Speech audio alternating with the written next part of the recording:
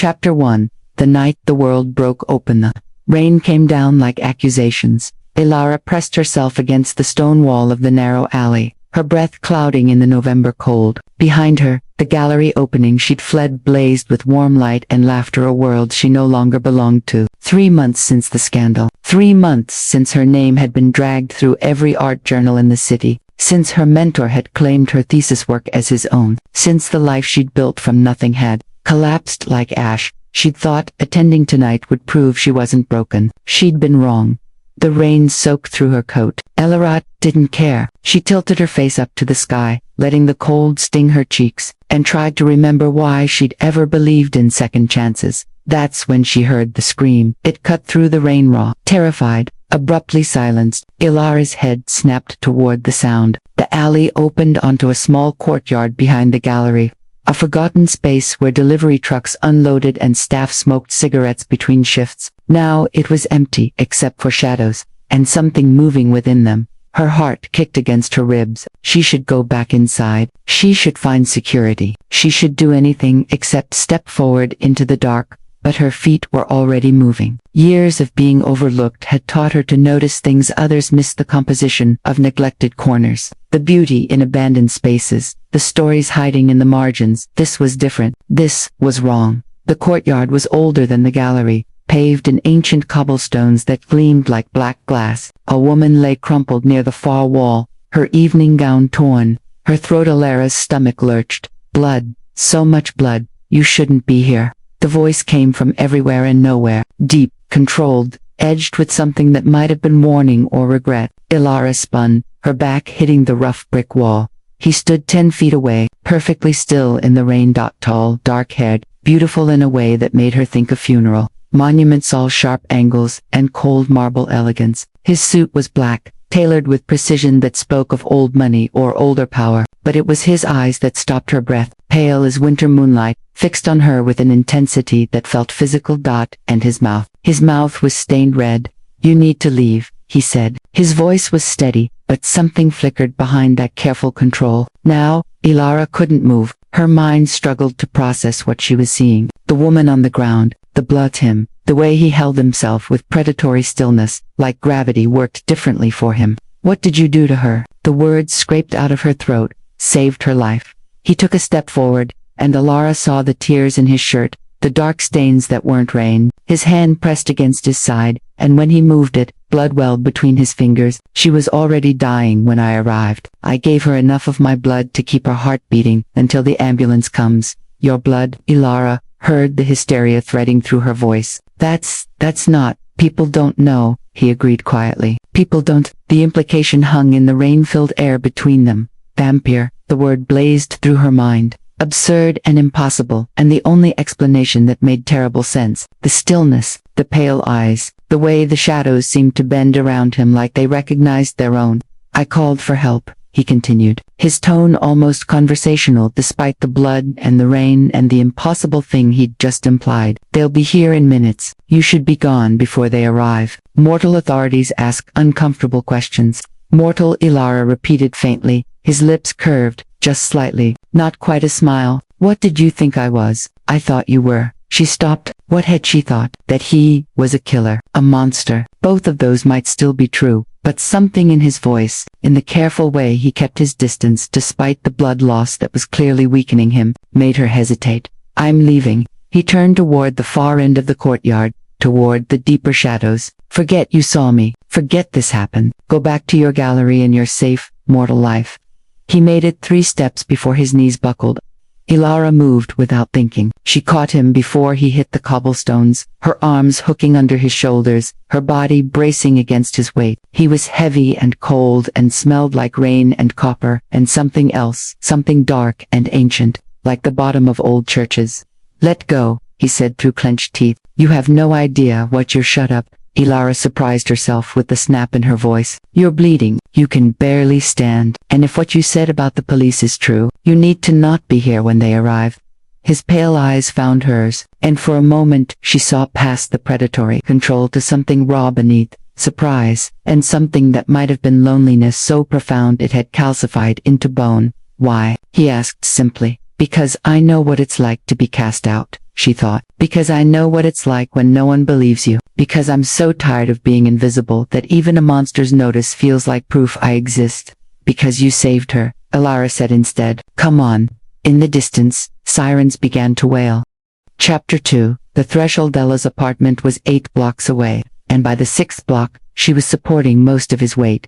He didn't speak, neither did she. The rain had softened to a drizzle, and the streets were empty, the kind of late-night urban emptiness that felt like the city was holding its breath. Every time his steps faltered, her grip tightened. Every time she thought about stopping, about the absolute insanity of what she was doing, she remembered the way he'd looked at her, like she was the first real thing he'd seen in a very long time.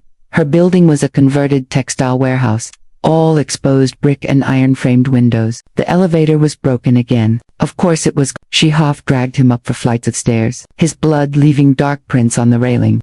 Almost there, she muttered, more to herself than him. You live in a walk-up. His voice was strained but held a thread of dry amusement. Of course you do. If you're going to critique my housing choices, you can make it up the stairs yourself. His soft laugh turned into a sharp inhale of pain. Ilara fumbled with her keys, shouldered open the door, and maneuvered him inside. The apartment was small, a studio with high ceilings and terrible heating. Her drawings covered one wall, charcoal sketches of architectural decay and forgotten urban corners. Books overflowed from makeshift shelves. A single window overlooked the rain-slicked street below. She steered him toward the bed, her only real furniture besides a desk and an ancient armchair, and he sank onto it with a control that was clearly costing him. His hand pressed against his side, blood seeping between his fingers. I need to see the wound, Ilara said, trying to sound more confident than she felt. Can you? He was already unbuttoning his shirt with methodical precision, despite the way his hands trembled. When he pulled the fabric aside, Ilara's breath caught. 3 deep gashes ran from his ribs to his hip, edges ragged, as though something with claws had tried to gut him. The flesh around them was darkened, not with bruising but with something else, black veins spreading out from the wounds, like poisoned roots. That's not normal, she whispered. No. He leaned back against her headboard, pale eyes tracking her face. That's silver, mixed with ash from burned hawthorn, specifically designed to kill my kind slowly. Who did this? Someone who wants me dead. His mouth twisted. The list is extensive. Ilara moved to her tiny kitchen area, pulling out her first aid kit, laughably inadequate, and a bottle of vodka she kept for guests who never came. When she returned, he was watching her with that unsettling stillness. This will hurt, she warned. Everything hurts. But something in his voice had shifted, gone quieter. What's your name? She paused, cloth soaked in vodka in her hand. 3 hours ago, she'd been standing in a gallery, trying not to cry. Now she was about to clean a vampire's wounds in her apartment at 2 in the morning. The absurdity should have terrified her. Instead, it felt like the first honest moment she'd had in months. Ilara Thorne. Ilara. He said it carefully, like he was tasting the shape of it. I'm Kaelin. Do you have a last name? Several. None that would mean anything to you. He watched as she pressed the cloth to his wounds. His jaw tightened, but he didn't flinch. This is foolish, Ilara Thorne. Bringing me here, helping me, probably. She cleaned the blood away, revealing the extent of the damage. The black veins were spreading, but I've made a career out of bad decisions lately. I saw you, at the gallery, before. His eyes never left her face. You were standing in front of Rothman's new collection. His original work. Heat flooded her cheeks. I know theft when I see it. I've had centuries to recognize the crime. He drew in a careful breath. The architectural studies, the intersections of decay and memory, those were yours. Something cracked open in Ilara's chest. For 3 months, no one had believed her. Her colleagues had sided with her mentor. The department had suggested she was bitter about criticism. Even her few friends had grown tired of her anger, her insistence that she'd been robbed. How can you tell? Her voice came out smaller than she intended. Because his work is technically perfect and emotionally hollow. Yours has grief in it, real grief, the kind that comes from understanding that beautiful things die. Callan's pale eyes held hers. I've been alive a long time, Ilara. I know the difference between someone who studies loss and someone who's lived it. Tears blurred her vision. She blinked them back furiously, focusing on wrapping his wounds with gauze that wouldn't do anything against supernatural poison. You shouldn't be able to see that. I see more than I want to.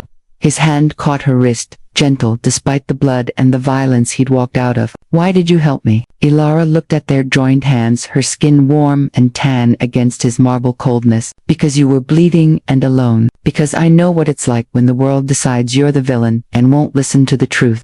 She met his eyes. "Because you saved someone tonight, and I thought maybe that made you worth saving too."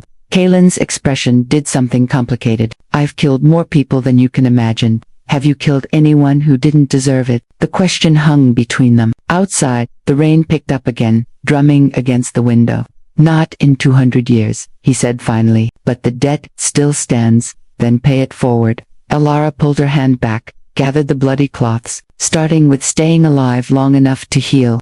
"That," Kalen said quietly, "may be more complicated than you realize." He closed his eyes, exhaustion finally cracking through his control. "They know where I'll go to ground. They'll be watching the old places, the householdings, the sanctuaries. I have nowhere safe."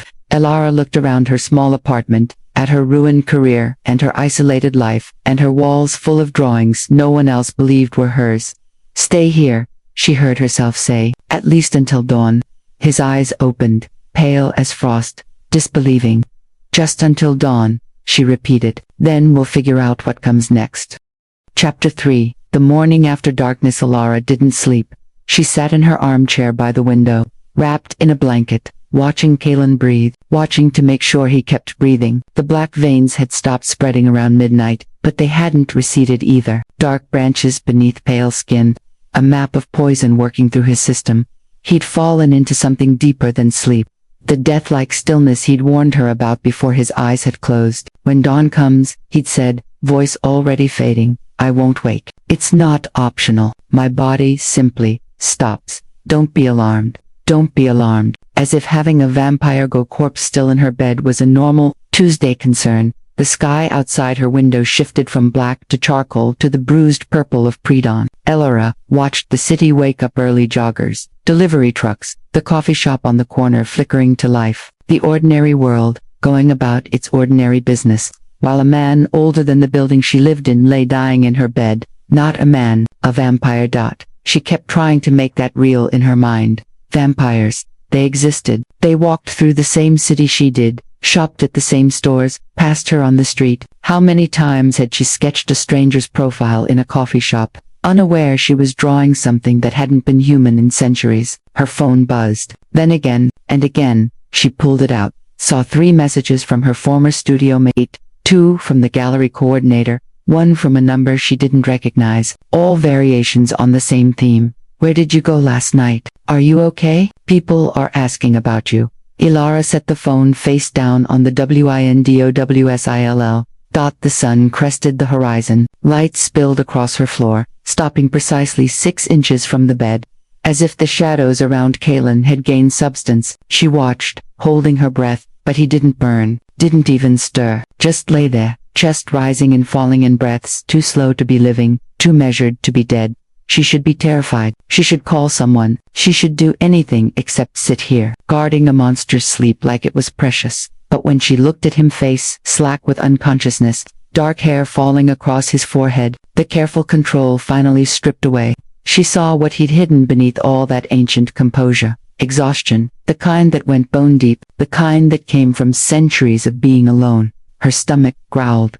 Right, mortal problems, mortal needs. Ilara stood, stretched the stiffness from her spine, and padded to her kitchen. Coffee first, then she'd figure out how to keep a wounded vampire alive in a 4th floor. Walk up. She was halfway through her 2nd cup when someone knocked on her door. 3 sharp raps, precise, demanding. Ilara froze, her eyes cut to the bed, to Kalen's motionless form. The sunlight had crept closer, only for inches of shadow protecting him now. The knock came again. "Miss Thorne, I know you're home. I can hear your heartbeat." Her blood turned to ice. Slowly, carefully, Ilara approached the door. She didn't open it. "Who are you?" "A friend of Kalen's." The voice was female, cultured, with an accent Ilara couldn't place. "I'm here to collect him before he causes you any more trouble." "He's not here." A soft laugh. "Your pulse just spiked. You're a terrible liar, Miss Thorne. Let me in, and we can discuss this civilly, or I can return after sunset with less civilized options." Ilara's hand tightened on the doorknob. Every instinct screamed at her to keep the door closed. But the threat wasn't subtle. After sunset, when Kalen would wake, when he'd be conscious, but still wounded, still poisoned, still vulnerable. How do I know you're actually his friend? You don't. A pause, but I'm standing in full daylight without bursting into flames. Which should tell you I'm considerably less desperate than whoever carved him open last night. I'm also currently the only thing standing between him and a death warrant from the House of Serpents. So, may I come in? House of Serpents. Kalen had mentioned houses, vampire politics, laws that governed creatures who measured their lives in centuries. Ilara opened the door. The woman on her threshold was stunning in the way of old. Portrait severe, bone structure, knowing eyes, the kind of beauty that had watched empires rise and fall. She wore a charcoal suit that probably cost more than Ilara's yearly rent, and her dark hair was pulled back in a style that was either very modern or very ancient. Thank you. She stepped inside without waiting for invitation, her eyes immediately finding Kalen. Christ, they really did use the silver hawthorn mix. Amateurs. Ilara closed the door, positioning herself between the woman and the bed. He nearly died. Nearly is the operative word. If they'd wanted him actually dead, they would have used the Covenant blade.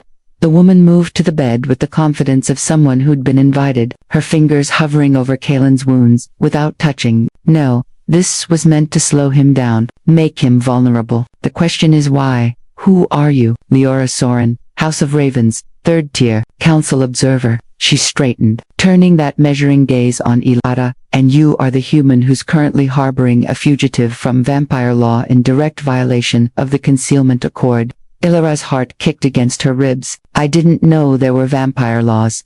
Ignorance isn't a defense, but Leora tilted her head, studying her with unsettling intensity. You genuinely didn't know what he was when you brought him here, did you? You just helped him. He was hurt. He's killed people. Not in 200 years. Ilara lifted her chin. He told me. Something flickered across Leora's face. Surprise, maybe, or reassessment. He told you. After knowing you for all of 20 minutes, she laughed, soft and genuinely amused. Well, that's either the poison talking or something significantly more complicated. What does that mean? Leora's smile faded. It means, Miss Thorne, that you've stepped into a war that's been building for 3 decades. The houses are fracturing. Old alliances are breaking. And Kalen, she looked back at his unconscious form. Kalen is the last surviving member of a house that was supposed to be extinct, which makes him either a very valuable asset or a very dangerous problem. To who? To everyone. Leora moved toward the window, checked the street below. The House of Serpents wants him dead to eliminate a potential rival. The House of Wolves wants him alive to use against the Serpents. And the Covenant, the Lawkeepers, wants him brought in for questioning about murders that happened before you were born. Ilara's mouth had gone dry. What do you want? Leora turned back to face her, and for the first time, something almost like respect touched her expression. I want to know, she said quietly, why you're still here. Chapter 4. Threads of Blood and Truth. Ilara met Leora's gaze without flinching. Because he has nowhere else to go. That's not a reason, that's an excuse. Leora moved closer, her presence filling the small apartment. Humans don't risk themselves for strangers, especially not for our kind. We're stories you tell to frighten children, monsters in the margins. So I'll ask again, why are you still here? The question hung in the air between them. Ilara could feel her pulse in her throat, could smell the coffee going cold on the counter, could hear the muffled sounds of the city waking up outside. Normal things, human things, a world she'd never quite fit into, even before last night. 3 months ago, Ilara said slowly, someone stole my work, my research, my sketches, my thesis, everything I'd spent for years building. He presented it as his own, and when I tried to tell the truth, no one believed me. They said I was bitter, delusional, desperate for attention. She wrapped her arms around herself. Every door I'd worked to open slammed shut. Every person I'd trusted turned away. And I learned that sometimes the world decides who you are, and nothing you say will change their minds. Leora's expression hadn't changed, but she'd gone very still. Last night Kalen saw my work in that gallery. Work that has my name crossed out and someone else's written in. And he knew. Ilara's voice cracked. He knew it was mine. Not because I told him, because he could see it, the truth that no one else would look at. So this is gratitude, this is recognition. Ilara stepped closer to the bed, to Callan's motionless form. He saved someone last night. He told me the truth when he could have lied, and when I asked if he'd killed innocent people, he actually thought about the answer, instead of just telling me what I wanted to hear. She looked back at Leora. Maybe that makes me naive, maybe I'm being stupid, but I've spent 3 months being told I'm crazy for believing in the truth. I'm not going to stop now. Silence stretched between them. Outside, a car alarm blared and died. You know he can't stay here, Leora said finally. The serpents have trackers. They'll find him by tomorrow night, maybe sooner. Then help me move him to where every sanctuary in the city is watched. The old houses, what's left of them, won't risk harboring a fugitive. Not with the Covenant already investigating. Leora moved to the window again, scanning the street with practiced efficiency. He needs to leave the city, get beyond the territorial boundaries where the local houses have jurisdiction. How far? 300 miles, maybe more. Leora's mouth compressed into a thin line. In his condition, with that poison still in his system, he won't survive the journey, especially not if they're actively hunting him. Elara's mind raced. What about the poison? Can it be treated? Not by mortal medicine. It requires vampire blood, pure blood, from someone older than him, which narrows the options considerably. Leora turned back. There are perhaps 5 vampires in North America old enough to counteract Silver Hawthorn. 3 of them want him dead. 1 hasn't been seen in 50 years. And the last you, Ilara said. Leora's smile was sharp as glass. I'm 2 centuries younger than him. My blood would be like putting a bandage on a bullet wound. It might buy him a few more days, nothing more. Then, we need to find the one who hasn't been seen. Where? You're not listening. I said, he hasn't been seen in 50 years, as in, possibly dead, probably in hiding, definitely not interested in visitors. But something had shifted in Leora's tone. Interest, maybe, or the faintest hint of respect. But you know where to look. Leora studied her for a long moment. Then, unexpectedly, she laughed. You're either very brave or very foolish. I haven't decided which. She pulled out her phone, tapped something, waited. The vampire you're looking for is named Theron. He was Iskalen's bloodsire, the one who made him. If anyone would break cover to save him, it would be Theron. So we find Theron. We don't find him. He's been in self-imposed exile since the house wars ended. No one knows where. Her phone buzzed. Leora's expression went very still as she read whatever message had appeared. Well, that's unexpected. What? The serpents just posted a death warrant, official, sanctioned by the Covenant. 500 years worth of blood debts to whoever brings them Kalen's head. Leora looked up, and for the first time Ilara saw genuine concern in her eyes. Every vampire in the Eastern Territories will be hunting him now. Every mercenary, every house with old grudges, every desperate fool looking to climb the social ladder. The room felt suddenly smaller, colder. How long do we have? Until sunset, maybe less. If someone decides to brave the daylight with protective gear. Leora pocketed her phone. I can buy you a few hours, call in some favors, spread some false trails. But Ilara, she stepped closer, her voice dropping. Once that sun goes down, this becomes a bloodbath. They'll tear this city apart looking for him. And anything in their way. I understand. Do you? Leora's hand shot out, catching Ilara's wrist. Her skin was cold, her grip gentle but immovable. They will kill you. Not because you matter, but because you don't. You're human, mortal, breakable. We've been the apex predators since your ancestors learned to make fire. And right now, you're standing between hundreds of hungry predators and their prey. Ilara's breath came shallow, but she didn't pull away. Then, I guess we'd better have a plan before sunset. For a long moment, Leora just stared at her. Then, slowly, she released Ilara's wrist. You know what the worst part is? Leora said quietly. I actually believe you'll try, which means I have to help you, because if I don't, you'll get yourself killed doing something brave and stupid, and somehow that would disappoint me. She moved to the bed, looked down at Kalen's unconscious face. He doesn't deserve you. Maybe Ilara came to stand beside her, but he saw me when no one else did. That has to count for something. In your world, maybe. In ours. Leora stopped, shook her head. We need to move him before dark. I know a place, not safe, but safer. You have a car. No, of course you don't. But Leora was already pulling out her phone again. I'll arrange transport. You pack whatever you'll need for 3 days, light, practical, nothing you can't carry while running. 3 days. Leora's smile was grim. If we're not dead or captured in 3 days, I'll be very surprised. But at least we'll have tried. Chapter 5. The weight of waiting. The sun crawled across Ilara's floor with agonizing slowness. Leo had left an hour ago to spread convincing lies and call in debts. She'd said, promising to return before dusk with transportation and a destination, which left Ilara alone with an unconscious vampire, a hastily packed backpack, and approximately 8 hours until the entire city started hunting them. She tried to stay busy, made more coffee, sorted through her drawings, deciding what she couldn't leave behind, checked Kalen's wounds 3 times even though there was nothing she could do about the black veins still webbing beneath his skin. He remained perfectly still, his chest rising and falling in those 2 slow breaths that made her want to press her fingers to his throat just to confirm he was alive, not alive, undead. She didn't even know the correct terminology. At noon, she ate crackers standing up because sitting down felt like admitting she was waiting. At 2, she gave up and sat on the edge of the bed, studying him in the afternoon light.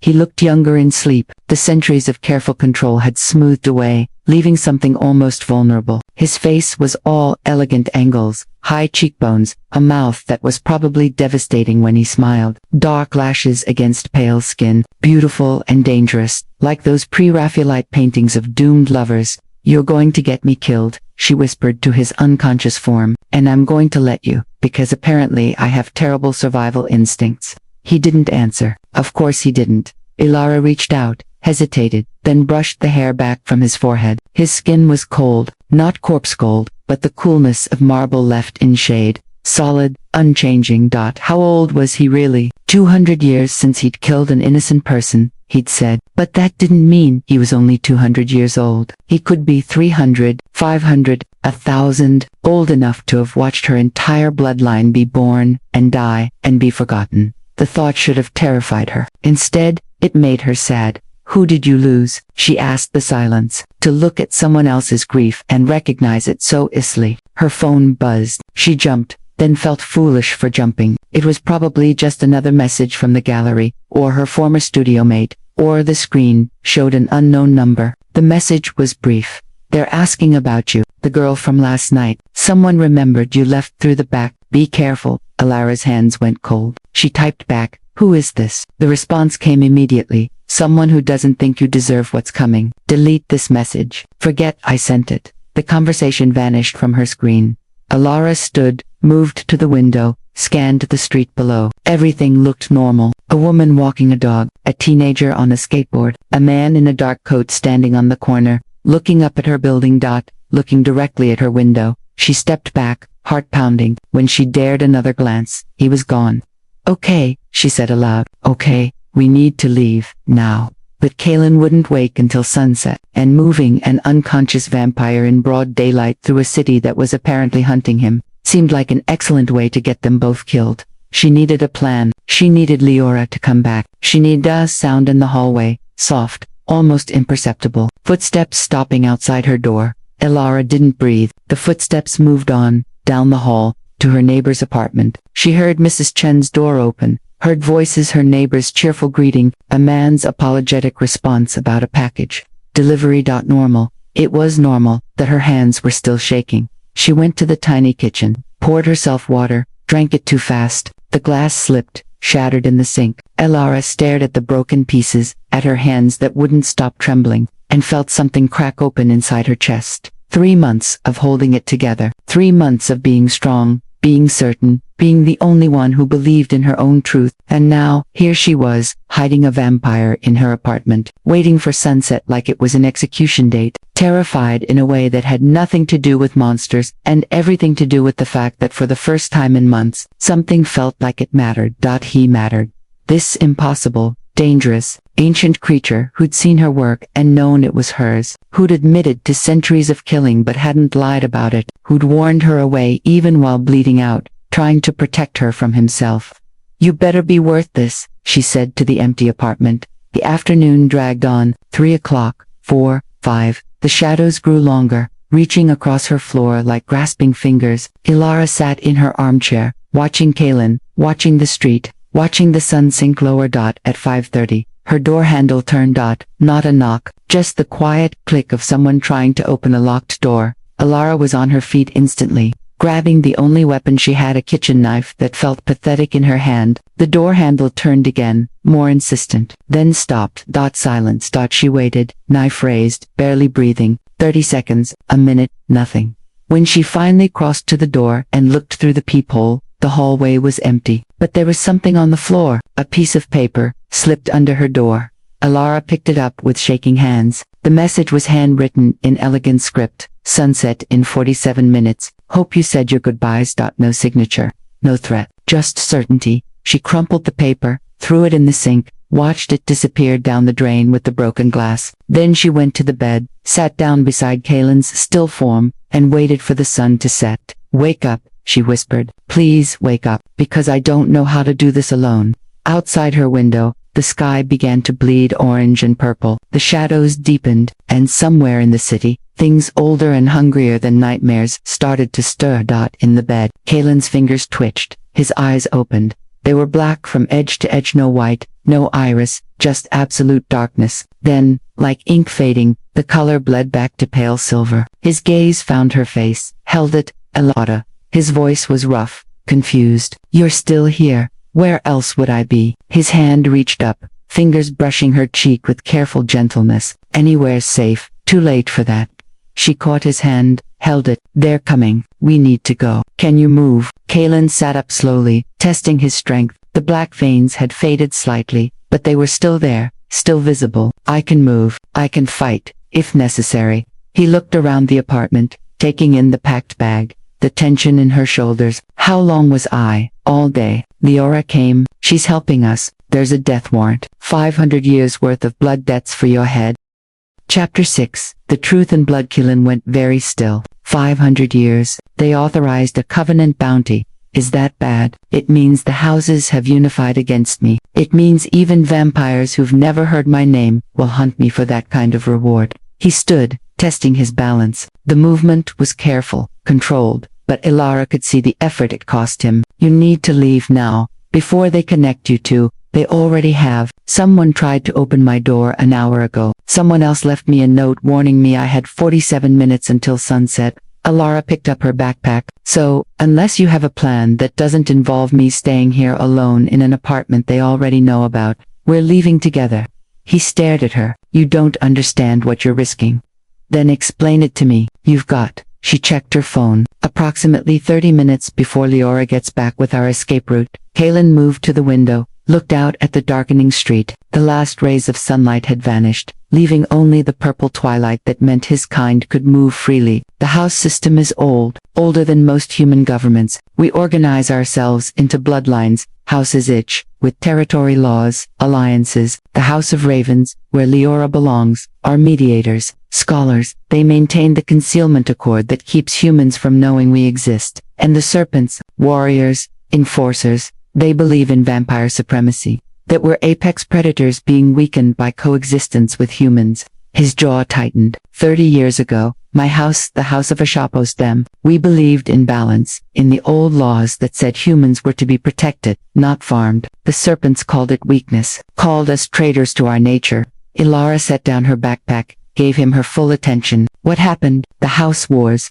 3 years of bloodshed across every territory. Houses chose sides or were destroyed for refusing to choose. By the end, his voice went flat. By the end, the House of Ash was gone. Every member executed or driven into exile. I survived because I was away on covenant business when they attacked our stronghold. When I returned, he stopped, started again. Theron, my sire, disappeared into hiding. I spent the next 30 years trying to stay alive while the serpents consolidated power. But you're still here, still fighting them. Not fighting, surviving.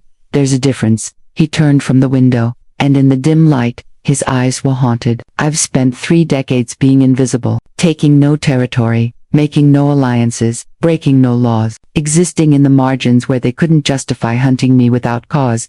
Then what changed? Why come after you now? Kalen's expression went grim. Because 3 nights ago, I killed a serpent.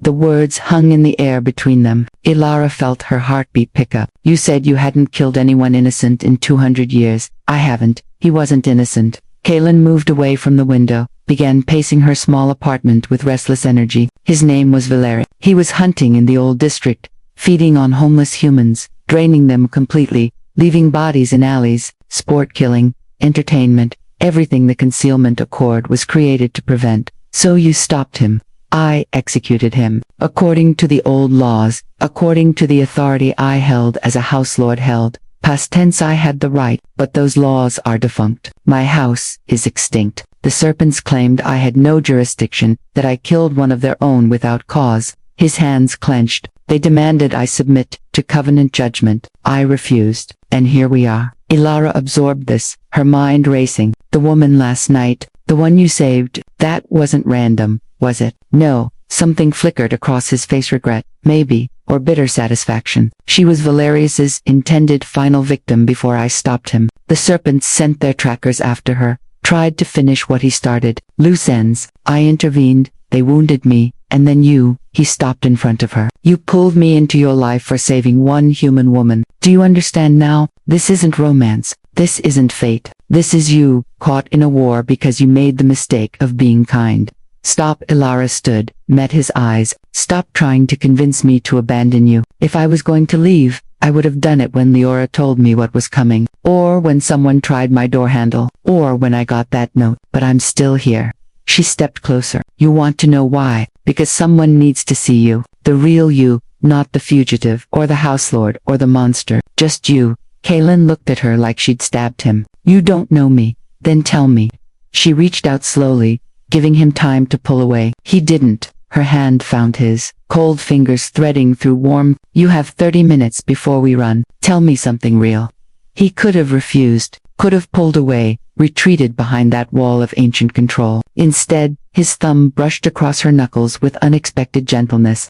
I was a physician, he said quietly, before Theron turned me. 1823. London, cholera, outbreak. I was 28 years old and arrogant enough to think I could save everyone. His mouth twisted. I saved no one. Watched hundreds die despite everything I tried. Theron found me in an empty ward, surrounded by corpses, trying to understand where I'd failed. He offered me eternity to find the answer. Did you? Yes. The answer is that some things can't be fixed. Some losses can't be prevented. All we can do is bear witness and try to make the next death mean something. He looked at their joined hands. That's what the House of Ash believed, that every death matters, that even monsters can choose mercy.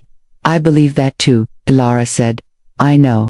His other hand came up, cupped her face with careful reverence. That's what terrifies me. You believe it enough to die for it. So do you.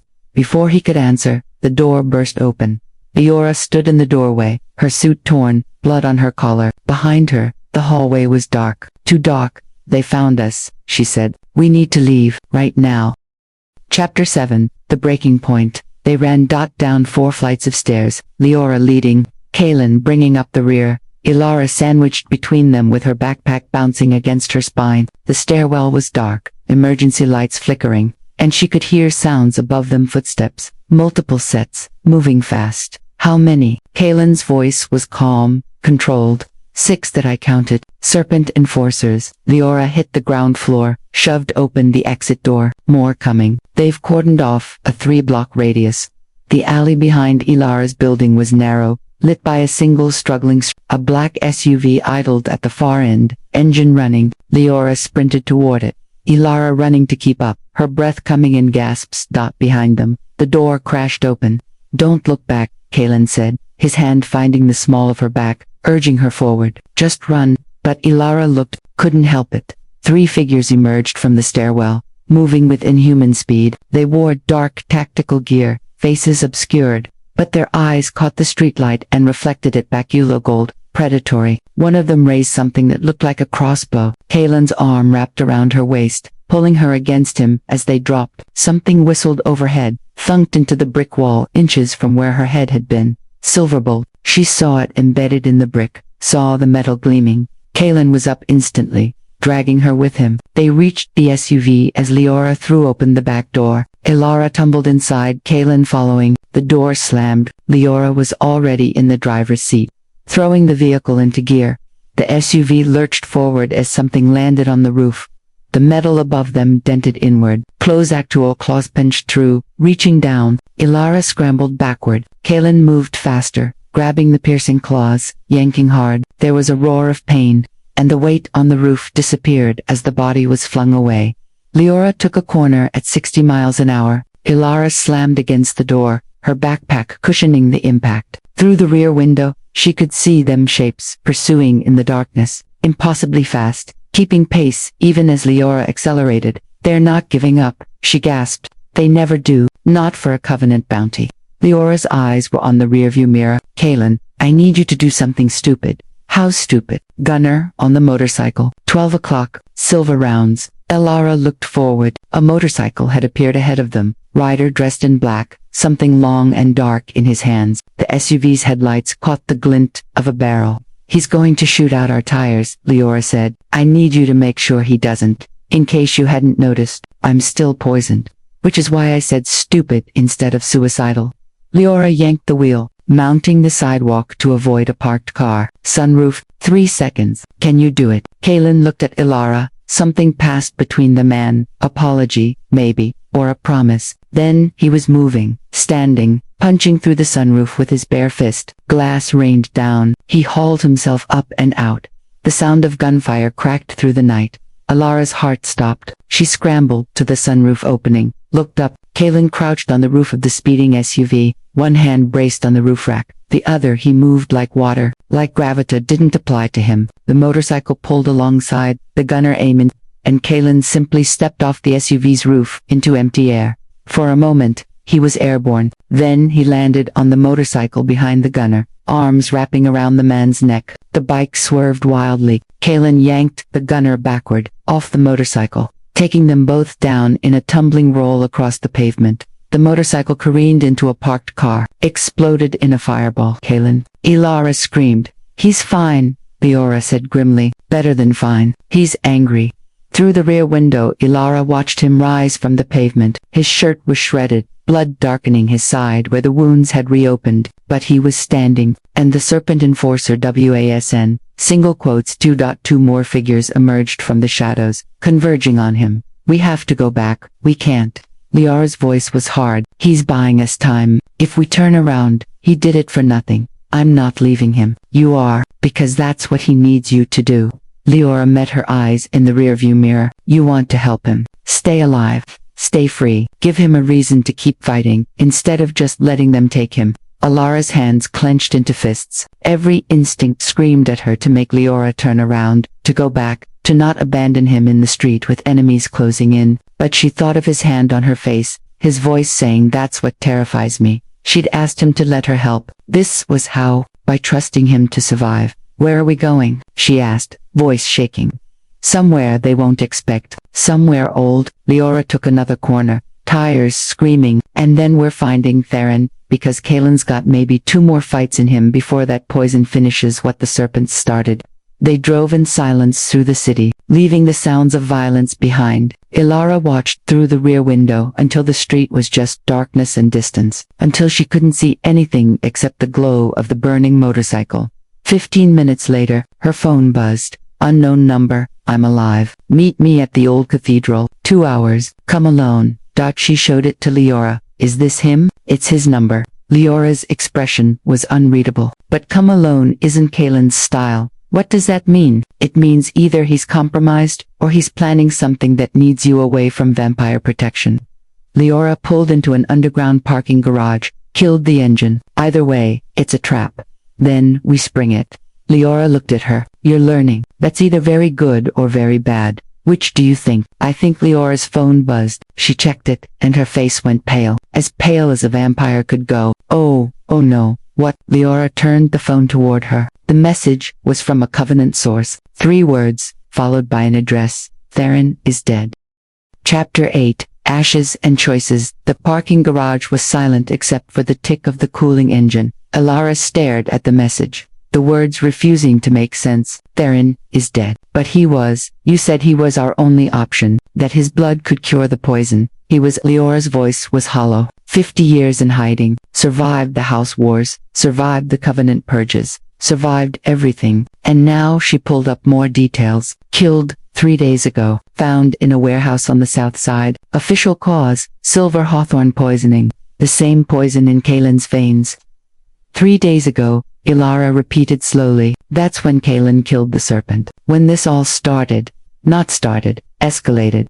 Leora was scrolling faster now, her expression growing darker with each line she read. Theron's death wasn't reported until tonight. The Covenant suppressed it, which means someone wanted the information controlled. She looked up. This was planned, all of it. They killed Theron first, then provoked Kalen into breaking cover. They've been hurting him toward this moment. Toward what moment? Toward being alone, wounded, hunted, with nowhere to run, and no one to save him. Leora's hands tightened on the steering wheel. They didn't just want him dead. They wanted him desperate first. Ilara's mind raced, pieces falling into terrible place. The woman last night, the one he saved, that was bait. Probably. Put her in danger. Wait for his savior complex to kick in. Then ambush him with poisoned weapons when he's distracted. Leora laughed, bitter and sharp. Clever. Use his own code against him. Make him choose between his principles and his survival.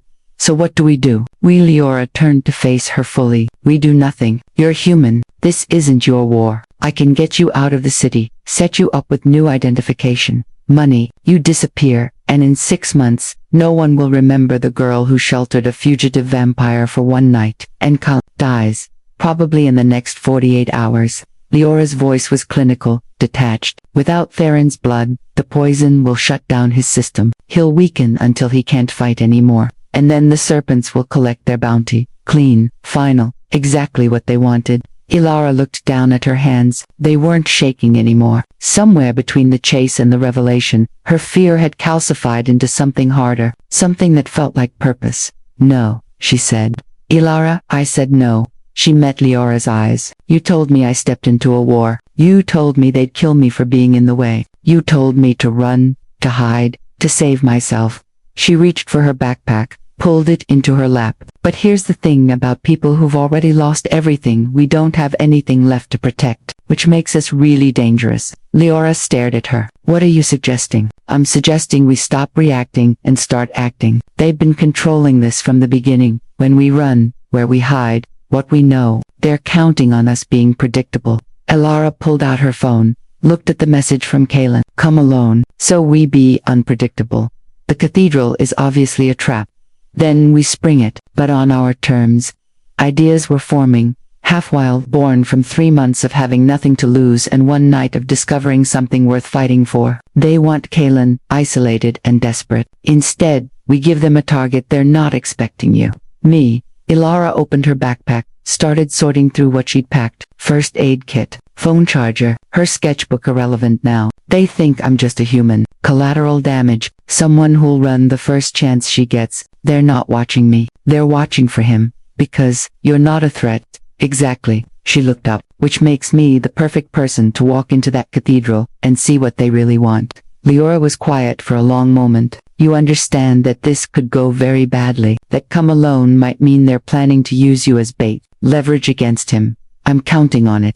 Ilara's smile felt strange on her face, like trying on someone else's expression. They think he'll come from me, that his savior complex, your words will make him sacrifice himself to keep me safe. But what if he doesn't come? Then you're alone in a room full of vampires who want information you don't have. Or, Ilara leaned forward, or I'm the distraction while you find out who really killed Theron, because I don't believe the timing is coincidence. Silver Hawthorn isn't common, right? Someone had to know how to make it, how to use it, the same someone who's been orchestrating this whole thing. Understanding dawned in Leora's eyes. You think this goes higher than the serpents? I think someone wants the houses to destroy each other, and they're using Kalen, using all of you to do it. Ilara checked the time. 1 hour and 43 minutes until I'm supposed to be at the cathedral. That's how long you have to find proof. And if I can't, then I improvise. I'm getting good at that. She pulled out her phone, started typing a response to Kalen's message. I'm also going to send him a very specific message, one that he'll understand means this is my choice, not a trap. What message? Ilara showed her the screen. I see you. Coming ye. Leora read it, her expression shifting to something almost like respect. He told you about the gallery, about recognizing your work. He told me he sees more than he wants to, that he recognizes grief. Ilara hit send. This way he'll know I'm making this decision with clear eyes, that I'm not running, that I see him to all of him and I'm choosing this anyway. The message delivered, they waited in the silence of the parking garage, two unlikely allies planning something that would probably get them both killed. Finally, Leora spoke. For what it's worth, I think he's right about you.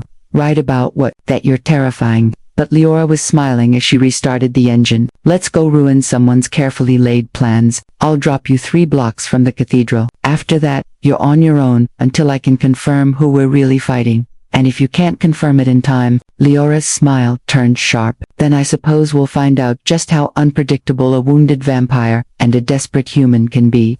They pulled out of the parking garage into the night. Somewhere in the city, Kaylin was reading her message. Somewhere else, whoever had orchestrated this war was waiting for their plan to reach its inevitable conclusion.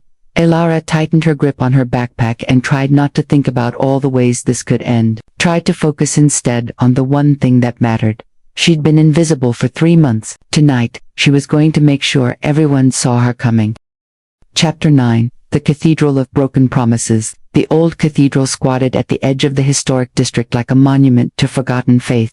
Elara stood 3 blocks away, watching it through the rain that had started again. Gothic spires clawed at the low clouds. Stained glass windows, dark from within, reflected nothing back. The building had been deconsecrated 20 years ago, left to rot, while the city debated whether preservation or profit mattered more. Now it was just another beautiful ruin, perfect for a trap. Her phone buzzed. Leora found the warehouse where they killed Theron. Signature on the weapon matches Covenant issue. This goes to the top. Need 30 more minutes. 30 minutes. Elara checked the time. She had 15 before she was supposed to arrive, which meant she could wait. Be cautious.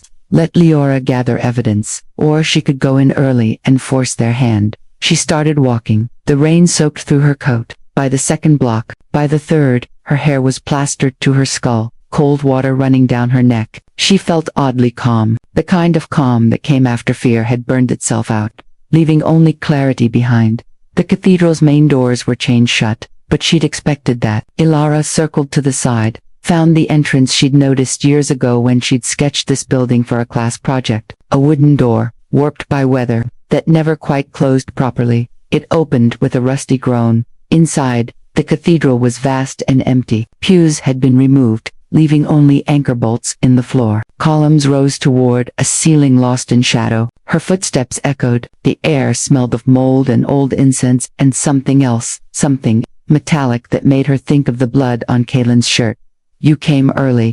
The voice echoed from everywhere and nowhere. Female, cultured, amused, not Leora's voice. Elara stopped in the center of the nave, beneath what would have been the main chandelier. You said 2 hours. I prefer to be punctual. A figure stepped from behind a column, then another, then 3 more. They moved from the shadows like they'd been part of them, coalescing into forms that were human-shaped, but moved wrong to fluid, to precise. 5 vampires, forming a loose circle around her. The one who'd spoken was tall, sharp-featured with silver hair bound in an intricate braid. She wore black, simple and elegant, and her eyes were the color of amber. Punctual. How refreshingly human. She tilted her head. I am Sabine, House of Serpents, first circle, Elara human, no house. She kept her voice steady. You're not Kaylin. No, Kaylin is occupied at the moment. We thought it would be more productive to speak with you first. Sabine moved closer, circling like a predator assessing prey. You've caused quite a disruption, Miss Thorne, harboring a fugitive, interfering with lawful enforcement, even now, refusing to simply walk away. Because walking away would be easier. It would be safer. Sabine stopped in front of her, close enough that Elara could see the inhuman stillness of her breathing. Do you know what we are? What we're capable of? Yes. Do you know what we do to humans who threaten the concealment? I can guess. Elara met her eyes, refused to look away even though every instinct screamed at her to run. But I'm not threatening anything. I'm just asking questions. Questions. Sabine's smile was sharp, such as why you killed Theron 3 days before you provoked Kaylin into breaking cover, why you used the same poison on both of them, why you'd authorize a Covenant bounty that would unite every vampire in the territory against one of your own. Elara took a breath, and why you'd need to fabricate all of this if Kaylin was really the threat you claim he is. The silence that followed was absolute. Sabine's expression didn't change, but something flickered behind her eyes. You're smarter than you look. People keep underestimating me. It's getting old, clearly. Sabine glanced at the other vampires. Some signal passed between them. The problem, Miss Thorne, is that intelligence without power is just noise. You've deduced our plan. Congratulations. What exactly do you think you can do about it? I can tell people, the Covenant, other houses, humans. Ilara forced confidence into her voice. You're trying to start a war. Use Kaelin's death to justify eliminating anyone who opposes the serpents. But if the truth comes out, the truth, Sabine laughed, the sound echoing through the empty cathedral. You still believe truth matters. How delightfully naive. She moved closer, until they were nearly touching. Truth is what we say it is. History is written by survivors. And you, her hand shot out, fingers closing around Ilara's throat, not squeezing, just holding, a reminder of how fragile human life was. You are not going to survive. Ilara couldn't breathe, couldn't move. The fingers at her throat were cold as iron, immovable. Black spots danced at the edge of her vision. However, Sabine's grip loosened slightly. You do have one thing of value. You know where Kaelin is. You've been in contact with him. Tell us, and your death will be quick. Refuse, and we have centuries of experience in extracting information from unwilling subjects. Ilara gasped for air, her hands coming up to claw at Sabine's wrist. The vampire didn't even seem to notice. Where is Kalan? Ilara choked. I don't. The cathedral doors exploded inward. Kaelin stood in the entrance, silhouetted against the rain and streetlights. His shirt was gone, his torso wrapped in makeshift bandages that were already soaked through with blood. The black veins from the poison had spread, visible even from across the nave. He looked like death, like something that should have stopped moving hours ago, but his eyes were blazing silver fire. Let her go, Sabine. His voice was soft, dangerous, filling the space like thunder. This is between us. Sabine's grip on Ilara's throat tightened. Is it? Because from where I stand, this foolish human has made it her business. She harbored you, protected you, risked everything for a monster she barely knows. She smiled. I want to understand why. What did you offer her, Kaelin? Eternal life, power, or just the attention she's been starving for? I offered her nothing. She chose this herself. Even better. Sabine's other hand came up, nails extending into claws, pressing against Ilara's cheek. Then she chose wrong, and you get to watch her pay for it. Ilara saw Kaelin's expression shift, the careful control fracturing, revealing the fury and fear beneath. She saw him start forward, saw the other vampires move to intercept, and she realized, with perfect clarity, that this was exactly what they wanted. Kaelin, distracted, emotional, making mistakes, her as leverage, as bait, as the weapon they'd use to destroy him.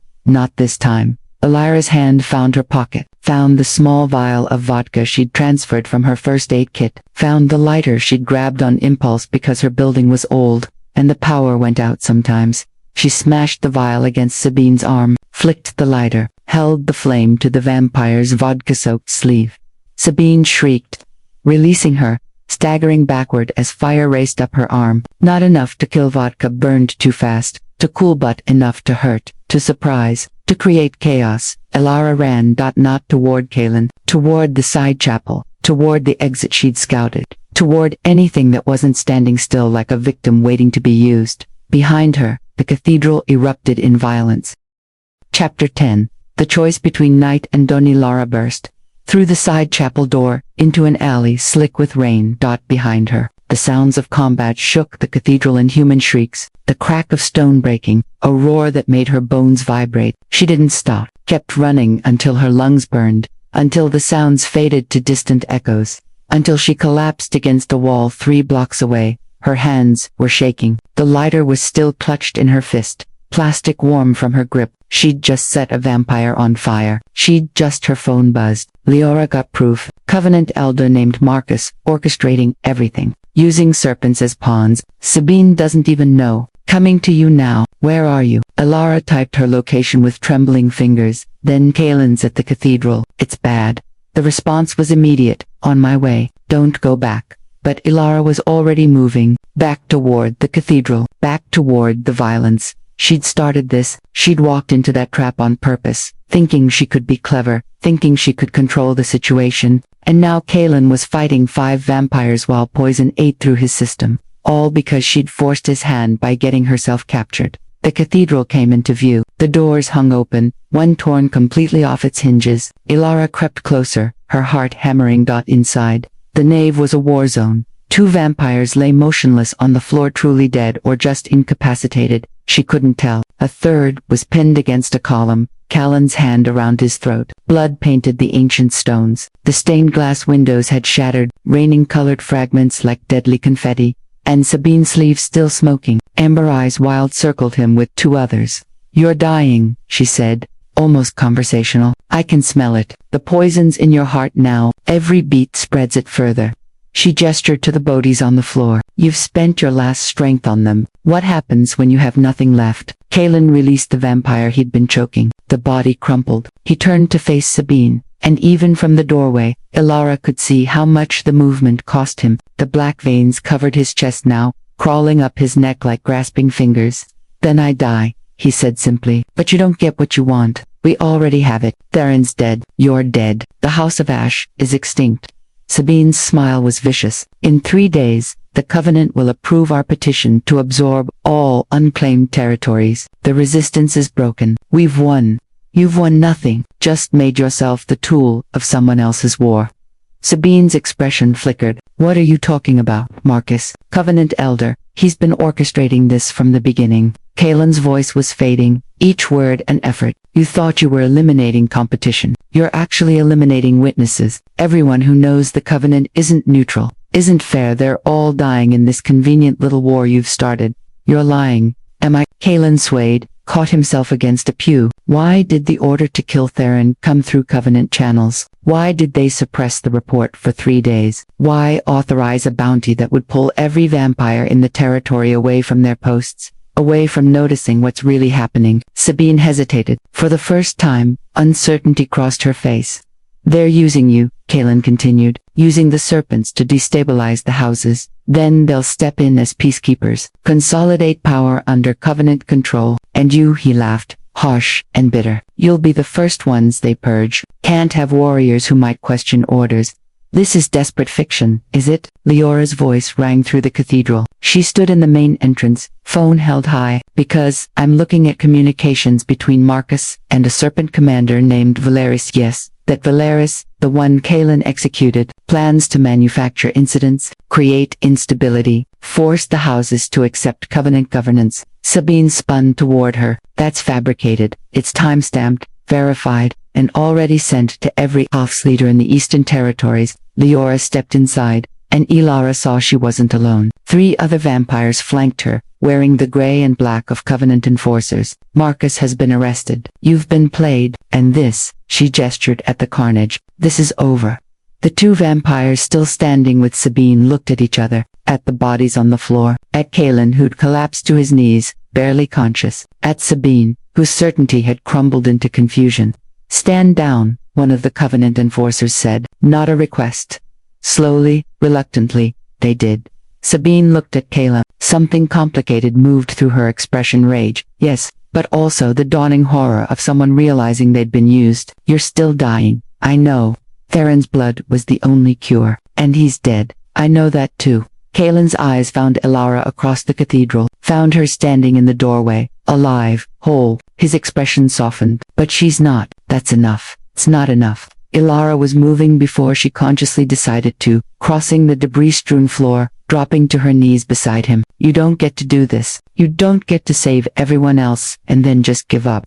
Ilara, his hand found her face, thumb brushing away tears she hadn't realized she was crying. "This isn't giving up. This is accepting that some things can't be fixed. No, you told me every death matters, that monsters can choose mercy."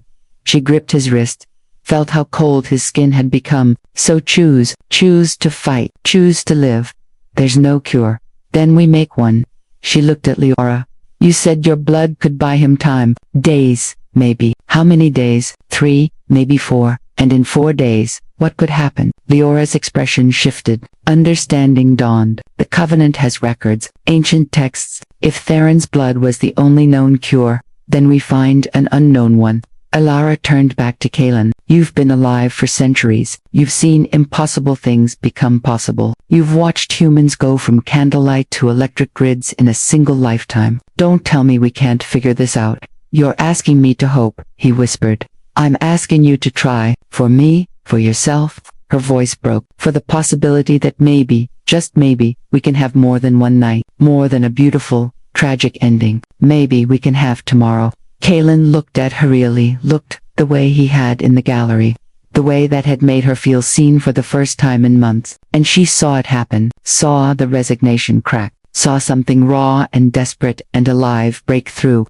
Okay, he said. Okay, we try. Leora was already moving, already pulling a small knife from her jacket. My blood won't heal you, but it'll slow the poison. Give us time to search the archives. She cut her palm. Let the blood well. This is going to hurt. Everything hurts, Kaelin said, but his eyes were still on Elara. But maybe that means I'm still alive. He drank. Epilogue. What remains when darkness lifts? 3 weeks later. Elara stood in front of her easel, and actually painted, not sketched, not planned, just painted bold strokes of color that had nothing to do with architectural decay and everything to do with the way light filtered through stained glass at dawn. The canvas was chaos and beauty, destruction and hope woven together in shades of crimson and gold and shadow. Behind her, papers rustled. She glanced back to find Kaelin at her desk, surrounded by ancient texts and modern medical journals, reading with the focused intensity he brought to everything. The black veins had faded 2 weeks ago, not because of Leora's blood, though that had helped, because of something older. They'd found it buried in Covenant archives that predated the house system itself. A ritual, not a cure. One that required vampire blood, yes, but also something else. A willing human offering freely given life to balance death. Not transformation, not blood bond, just connection, trust made tangible. Elara had offered before he could ask, had cut her palm and pressed it to his, their blood mingling while Leora chanted words in a language dead for 1,000 years. And somehow, impossibly, it had worked. The poison had retreated, the black veins had faded, Kaelin had survived. But nothing had been simple since. You're staring, she said without turning around. You're beautiful when you paint. Fearless. He set down the journal. Also, you have blue in your hair. She touched her head self-consciously, found the streak of cerulean she'd somehow missed. Occupational hazard. I like it. He stood, crossed to her in that fluid way that still caught her off guard. 3 weeks, and she still wasn't used to how he moved, how he existed in space differently than anything human. The painting, it's the cathedral. After she stepped back to look at it properly, after the fight, after the breaking, the moment when the sun came up and everything that had been destroyed looked new, possibility in the ruins. Is that what you saw? That's what I felt. She set down her brush, turned to face him. When you said, okay, we try. When you chose tomorrow instead of a beautiful death. Kaelin's expression did something complicated. Over the past 3 weeks, she'd learned to read the minute shifts in his carefully controlled features. This one was vulnerability, affection, and something deeper. Something that might have been love, if either of them were brave enough to name it yet. I've been thinking, he said carefully, about what comes next. Elara's heart kicked. They'd been living in this strange limbo, her apartment during the day, research and recovery, safe houses after dark when he needed to attend to house business. The serpents had been disbanded, Marcus and his conspirators arrested, new alliances were forming, the vampire world was rebuilding, but they hadn't talked about what that meant for them. The Covenant offered me a position, Kaelin continued, oversight of the new territorial councils, making sure the houses don't consolidate power the way the serpents tried to. It's important work, necessary. He paused. It would also mean traveling, a lot, for years, probably. The single syllable felt inadequate. Elara looked at her painting, at the light breaking through broken glass. That's good. You'd be good at that. I would, but I'd be doing it alone. His hand found hers, fingers threading together. Unless you came with me. She looked up sharply. What? You asked me once what I was offering you. The answer was nothing, because I had nothing to give. But now, he took a breath. Now I have tomorrow, and the day after, and all the days that follow, and I'd like to spend them with you, if you'll have me. Ilara's mind raced. Leave the city, leave the gallery that had rejected her, the career that had been stolen, the life that had never quite fit. Travel with a vampire through a world she'd only begun to understand. risk everything on the possibility that this impossible connection was real, was lasting, was worth it. I can't offer you immortality, Kaylin said quietly. I won't take that choice from you. You'll age and I won't. You'll die and I'll continue. That's the reality. But for whatever time we have, yes. He stopped. Yes, yes. Elara smiled, felt it bloom across her face. I don't need immortality. I don't need forever. I just need to know that when I wake up tomorrow, you'll be there. That when I paint, you'll see what I'm actually creating, not what someone else claims I made. That I'll never be invisible again. You were never invisible to me. His other hand came up, cradling her face with infinite gentleness. From the moment you pulled me off those cobblestones, you were the most visible thing in my world. He kissed her, then soft, careful, asking rather than taking. Elara leaned into it, into him, into the impossible choice that somehow felt like the only choice that had ever made sense. His lips were cool but not cold, gentle but certain, a promise made tangible. When they broke apart, she was breathless and he was smiling, a real smile, unguarded, that made him look almost human, almost alive. There's one condition, she said. Anything. I keep painting, keep creating, even if we're traveling, even if it's inconvenient. My work comes with me. I wouldn't have it any other way. He pressed his forehead to hers. Your art, your voice, your truth, that's what saved me. I'm not about to let you lose it again. A knock at the door, Leora's voice. If you two are done being disgustingly romantic, the car's here. We have a council meeting in an hour. Elara laughed. Over the past 3 weeks, Leora had become an unlikely friend to Serbic, brilliant, fiercely protective. The older vampire had appointed herself their keeper, making sure they didn't do anything catastrophically stupid, as she put it. We're coming, Elara called. She looked at Kaylin. Ready? With you, always. They gathered their things, his ancient books, her sketch pads, the accumulated evidence of 3 weeks spent building something new from the ruins of what had been. As they headed for the door, Elara paused, looked back at the painting on her easel. Light through broken glass, beauty in destruction, hope in ruins. The future she'd painted 3 weeks ago, now spreading out before them in all its uncertain possibility. Elara, Kaylin waited at the door. She took one last look, committing it to memory. Then she turned, took his hand, and stepped forward into whatever came next. Into days and nights, into the spaces between mortality and immortality, into a world that finally saw her clearly, into tomorrow, and all the tomorrows they could steal from the darkness. Together. 3 months later, a gallery in Prague would display a new series by an emerging artist. Architectural ruins, painted with ethereal light, Gothic beauty transformed. Each piece signed clearly in the bottom corner, Elara Thorne. And in the shadows at the back of the opening, a dark-haired man would smile, watching as the world finally saw what he'd recognized from the beginning. That some lights shine brightest after they've been through the dark.